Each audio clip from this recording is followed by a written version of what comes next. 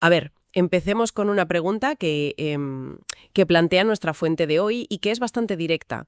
¿Y si el verdadero cambio no comenzara afuera, con leyes o revoluciones, sino dentro del corazón de una persona? Con esa pregunta arranca nuestro análisis de hoy, que se centra en una relectura contemporánea de uno de los discursos más influyentes de la historia, el Sermón del Monte. Nuestra misión es desgranar un poco cómo se interpreta hoy y por qué sus ideas siguen siendo tan radicales. Claro. Y es que lo primero que llama la atención, según este análisis, es lo que no dice, lo que omite. No hay estrategias políticas, no hay planes de conquista, no hay un manual de rituales. Nada. Todo el peso, toda la atención recae en la disposición interna del ser humano. Es una reevaluación completa de lo que significa tener una vida buena. Y lo hace, pues, poniendo de cabeza la lógica con la que solemos funcionar. Totalmente. Y esa inversión de valores se ve desde la primera frase, vamos. Entramos de lleno en las llamadas bienaventuranzas, que son una serie de declaraciones que, francamente, para un oído moderno, suenan extrañísimas. La fuente nos dice, bienaventurados los pobres en espíritu, bienaventurados los que lloran. A ver, se supone que debemos aspirar a la riqueza y a la felicidad, no a la pobreza y al luto. ¿Qué está pasando aquí? Es que se está redefiniendo por completo el concepto de bienaventuranza, o sea, de lo que es una vida lograda. No se encuentra en la acumulación de cosas o en la ausencia de dolor, sino en una postura interior. Ser pobre en espíritu, por ejemplo, no es un elogio a la miseria. El análisis lo describe como una especie de humildad radical, ¿sabes? El reconocimiento honesto de la propia necesidad espiritual. Ah, vale. Es admitir, no lo tengo todo bajo control, necesito ayuda. Algo que choca frontalmente con nuestra cultura de la autosuficiencia. Entiendo. Es como el primer paso en cualquier programa de recuperación. Admitir que tienes un problema. No es una debilidad, es el punto de partida.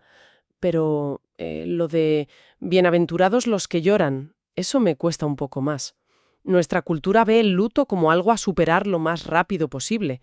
¿Cómo puede ser eso una bendición? Y ese es un punto fascinante. Es muy contraintuitivo, sí.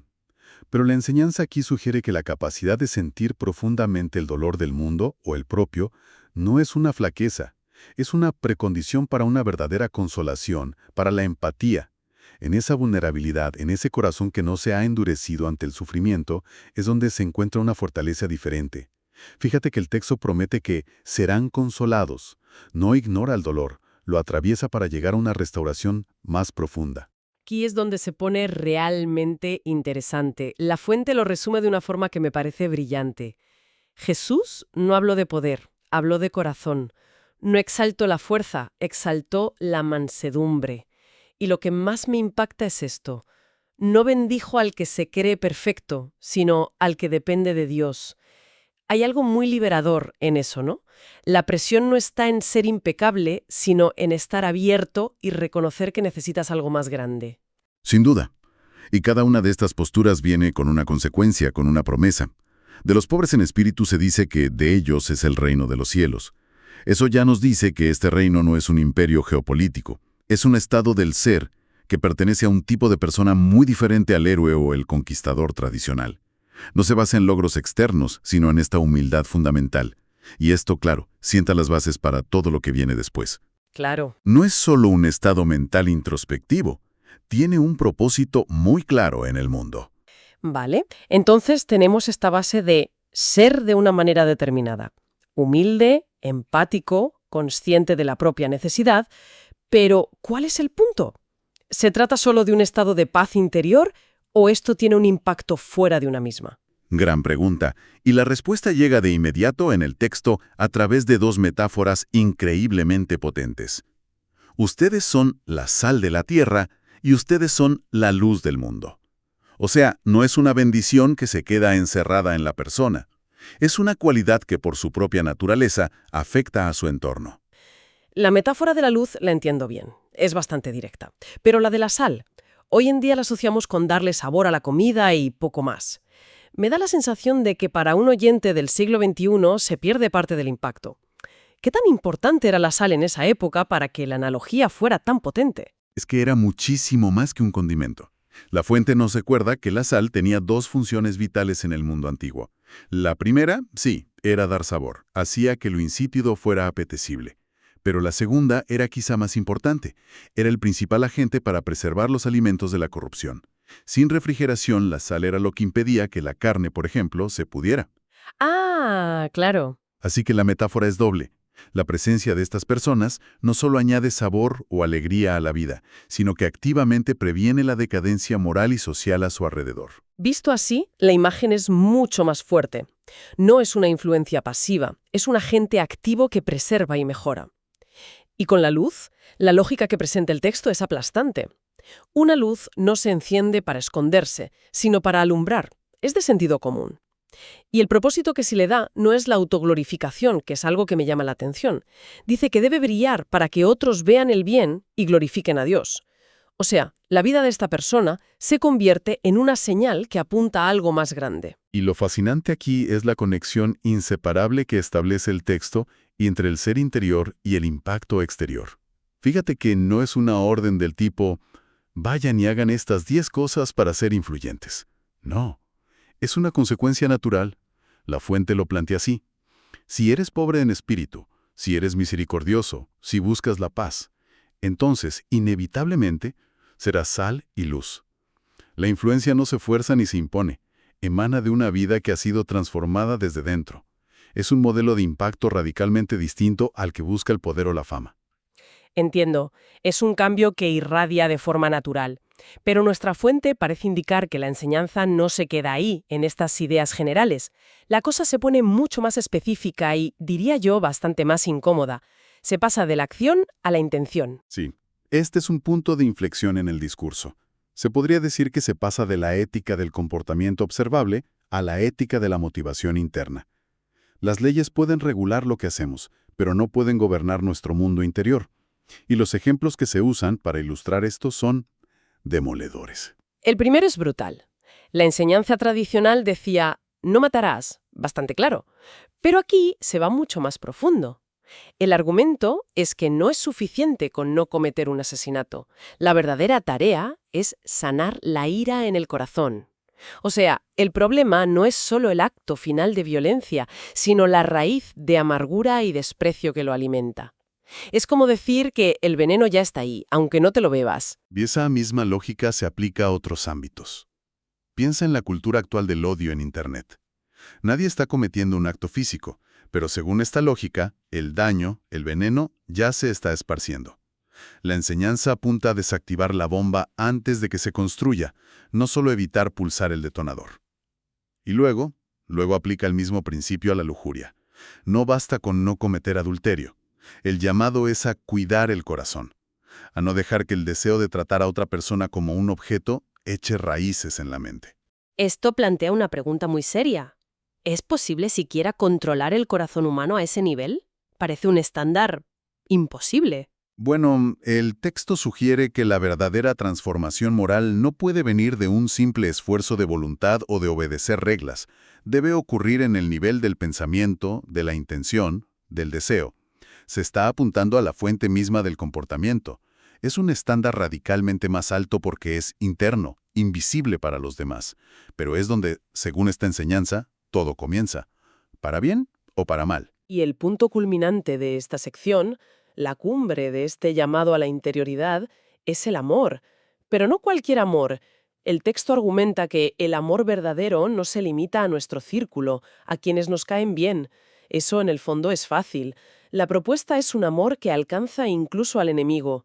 Y aquí la instrucción es directa, sin ambigüedades. Amen a quienes los hieren, oren por quienes los persiguen. Seamos honestas, esto suena casi sobrehumano. Una cosa es ser civilizada con un rival, pero ¿amar a alguien que te hiere activamente? Nuestra fuente explora cómo se supone que alguien puede empezar a hacer eso sin que sea un acto de autoengaño o masoquismo. Es la objeción más lógica y humana. Y la fuente aclara que este amor no se entiende principalmente como un sentimiento, como un afecto. Eso sería imposible de fabricar a voluntad. Claro. Se entiende más como un acto de la voluntad, una decisión. Es desear activamente el bien para la otra persona, negarse a buscar venganza. Y el texto no lo deja como una simple idea moralista, le da una base teológica muy profunda. La razón que da para amar al enemigo es porque así actúa el Padre del Cielo, que hace salir el sol sobre buenos y malos. O sea que el modelo a seguir no es la norma social de la reciprocidad, el te trato como me tratas, sino el carácter de Dios mismo, que, según esta visión, otorga sus bendiciones básicas como la luz del sol o la lluvia de manera universal, sin hacer distinciones basadas en el mérito de las personas. Exactamente. El estándar de comportamiento se eleva al nivel más alto imaginable. Un amor que es incondicional y universal, que rompe el ciclo de la represalia. No es fácil, y el texto no pretende que lo sea, pero lo presenta como el distintivo fundamental de esta nueva forma de vida. Y justo cuando una piensa que el listón no puede estar más alto, después de todo esto sobre la humildad, la influencia, el control del corazón y el amor al enemigo, llega la frase final que lo encapsula todo. La fuente dice que Jesús cerró con este llamado: sean perfectos como su Padre Celestial es perfecto. Mi primera reacción al leer eso es: bueno, apaga y vámonos. Es el mandato más desalentador posible. Una receta para el fracaso y la ansiedad. Completamente comprensible. Si perfecto significa sin cometer jamás un error, entonces es una condena a la frustración perpetua. Pero aquí es donde el análisis de nuestra fuente ofrece una clave de interpretación que lo cambia todo. La palabra griega original, telios, no significa tanto sin fallos como completo, maduro, llegado a su fin o a su propósito. Ah, eso es muy diferente. No es una perfección de acciones impecables, sino una perfección de propósito, de orientación. Precisamente. La interpretación que se ofrece es que ser perfecto en este contexto significa tener una vida rendida por completo al amor. Es la culminación de todo lo que se ha dicho antes. La perfección no es la ausencia de fallos, sino la orientación total y coherente de la vida hacia ese tipo de amor radical que se ha descrito. Es ser perfecto en el amor. Un amor que es humilde, que es misericordioso, que es puro de corazón, y que en su expresión máxima se extiende hasta el enemigo. La perfección es la coherencia total entre el corazón y la acción, ambos gobernados por este amor incondicional. Entonces, si damos un paso atrás y miramos el cuadro completo, ¿qué tenemos? Nuestra fuente insiste en que estas no son solo palabras antiguas, sino una invitación viva a caminar diferente, a amar más alto y a vivir como hijos del reino. Para mí, la conclusión es que la propuesta fundamental es que cualquier cambio significativo y duradero, tanto personal como social, no puede empezar por decretos o estructuras externas. Tiene que empezar y sostenerse desde el interior, desde una transformación radical del corazón y de las motivaciones. Es un cambio de paradigma total, ¿sí? De fuera hacia adentro, adentro hacia afuera. Y la fuente concluye con una frase que lo resume todo y al mismo tiempo deja la responsabilidad en quien escucha. Dice: el reino de Dios comienza en quien decide vivir como Jesús enseñó. No es algo que desciende del cielo de forma mágica y automática, es algo que se activa a través de una decisión personal y consciente. Lo cual nos deja con una pregunta final para la reflexión, ¿no? Exacto. Si la premisa de todo este discurso es que un cambio interno tan profundo puede tener un impacto externo tan significativo como ser sal y luz para el mundo, ¿qué implicaciones reales tiene para una persona hoy, en nuestro contexto tan polarizado, decidir que ese reino, entendido como un dominio de amor radical, humildad y misericordia, comience dentro de sí misma? Y si ese pequeño acto de decisión interna fuera en realidad el acto más revolucionario de todos.